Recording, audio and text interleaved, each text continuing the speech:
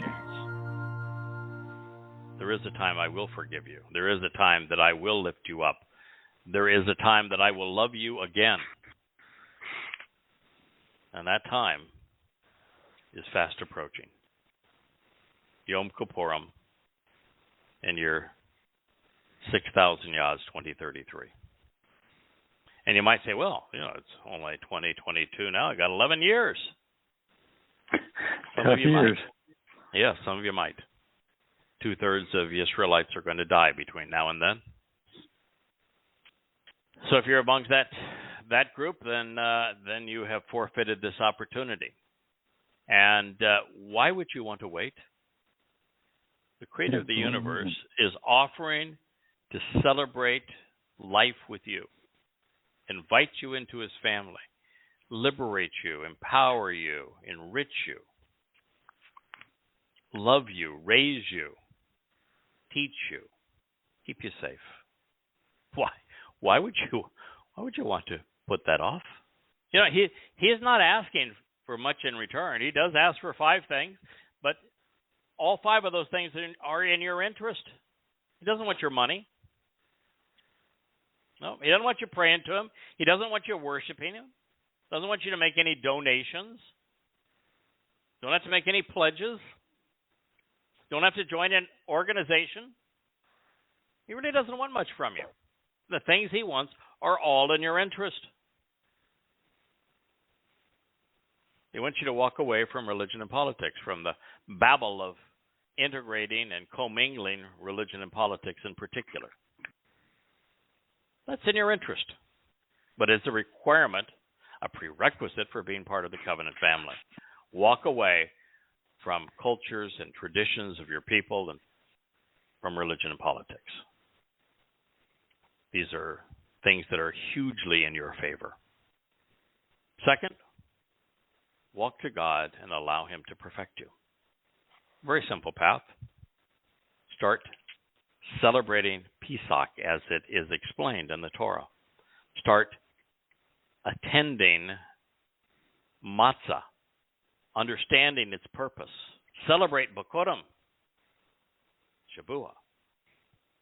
Join us in becoming a living manifestation of Teruah to exclaim Yahweh's message so that your lives can be reconciled with God and you can camp out forever with him on Kippurim and Sukkah. That's the path. Then God says, trust and rely on him. To trust anyone, you need to know them. You need to understand what they're offering if you're going to rely. This isn't about faith. This isn't about beliefs. God has no interest in either. He wants you to come to know him, and based upon what you know, put the pieces together to understand so that you can trust and rely upon him. That's the third condition to being part of the covenant. Relying on the truth when the truth is being offered by the Creator of the universe, also a very good thing, is it not? Yes. The fourth is to closely observe, examining, considering the terms and conditions of what God is offering and expects in return. That's the conditions that we're sharing right here of the covenant. And the fifth is, if you're a man, you need to be circumcised, and if you're a parent, circumcise your sons on the 8th day. It is the sign of the covenant. Those are the 5 conditions. Accept them, and you become part of God's family. Reject them, and you will be excluded from his family. Pretty simple. But before you do any of those things, I would strongly encourage you to pick up the first book in this series, An Introduction to God. Read the first 3. There's 3 volumes of An Introduction to God. You're going to come to know who Yahweh is pretty darn well by the time you're finished with those volumes. Then start to read the volumes of Yada Yah. And read the creation account. Come to know what God did. Read the story of what happened in the garden. And the science story of man. Yeah. It is so fascinating. The characters and the story and what's being told. And it's important because that's where we're being invited back. This whole plan of 6 Mowed Miqra'ey leading to the 7th and camping out with God is a return to the garden. So come to know what it was like there. See if you would want to be part of that.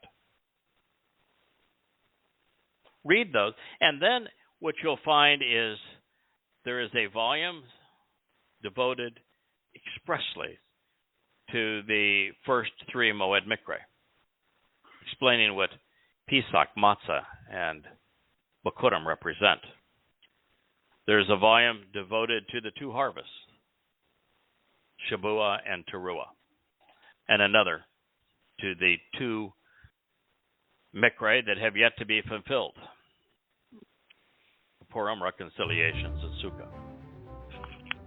And you will learn everything you need to know to capitalize upon what God is offering. Do that for the sake of your soul, for the sake of those you love, because you can share it with them. Become part of the covenant family.